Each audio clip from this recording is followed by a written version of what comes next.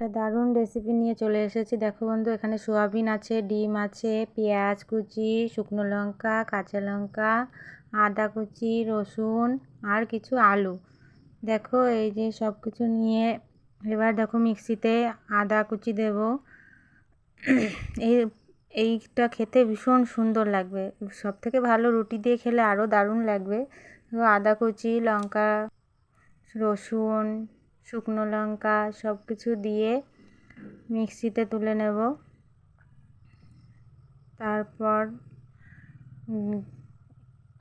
জিরে দিয়ে নেব। দেখো বন্ধুরা, জিরে এর মধ্যে অল্প একটু জল দিয়ে দেখো এবার মিক্সিতে গ্রাইন্ডার করে নেব। দেখো হয়ে গেছে, মশলা করা হয়ে গেছে। এখন মশলাকে সাইডে রেখে কড়াইটা গরম করে নেব। কড়াইটা গরম হয়ে গেছে, এখন আমি তেল দিয়ে নিচ্ছি।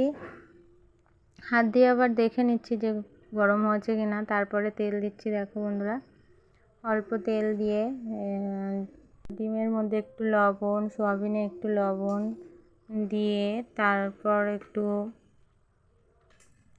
হলুদ গুঁড়ো দেবো। এখন হলুদ গুঁড়ো দিয়ে ওটাকে ভালো করে মাখিয়ে নেব।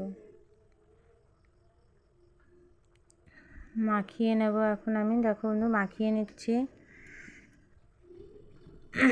মাখিয়ে নেওয়ার পরে এবার কড়াইতে ছেড়ে দেবো। ভেজে নিচ্ছি এখন আমি, এক এক করে উল্টে দেবো সব। দেখো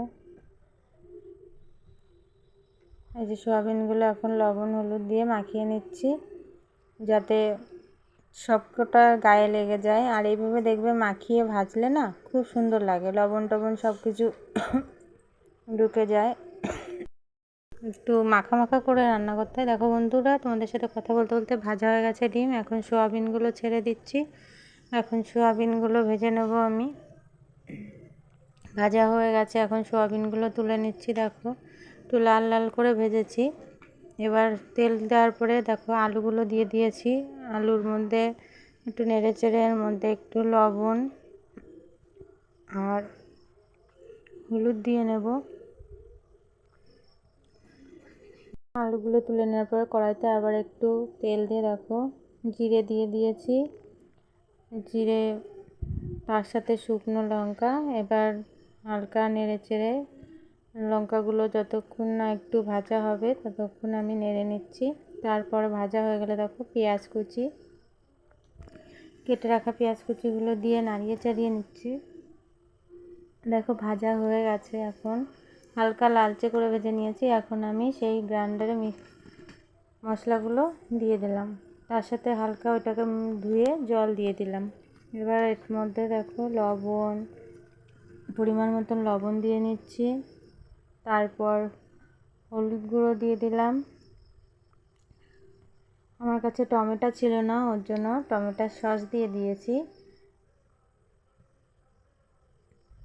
এবার এই সবগুলো একসাথে মিক্স করে যে দেখো হয়ে গেছে, কষানো হয়ে গেছে। তারপরে আমি আলুগুলো দিয়ে দিয়েছি। আলুগুলো কষানোর পরে এখন সোয়াবিনগুলো দিয়ে দিচ্ছি। সোয়াবিনগুলো দেওয়ার পরে হালকা একটু জল দিয়ে নেড়ে চেড়ে ওটাকে ভালোভাবে আর একটু কষিয়ে নেব।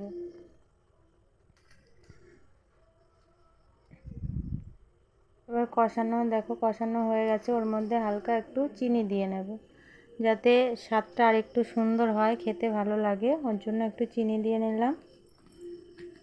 দেখো এখন ভালো করে আবার কষিয়ে নিচ্ছি নাড়াচাড়া করে।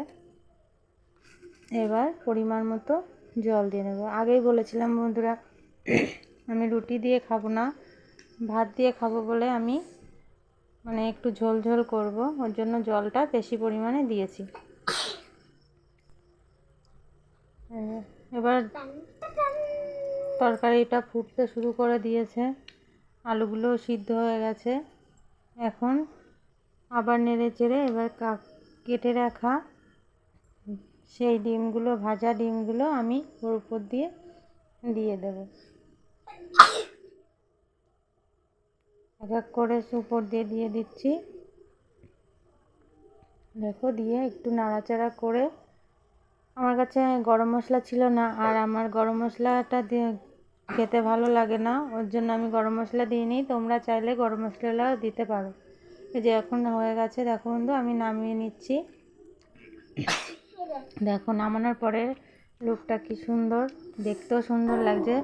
এবার আমার ছেলে মেয়েকে দেখো গরম গরম ভাতের সাথে পরিবেশন করছি। ছেলে তো টিভি দেখায় ব্যস্ত একদম, দেখো, আর মেয়েও টিভি দেখায় ব্যস্ত। ওই যে দিয়ে দিয়েছি। এবার আমার ছেলে খেয়ে মেয়ে বলো খেয়ে কেমন বলবে হয়েছে। যে কেমন হয়েছে, দেখে নাও ওরা কী বলে।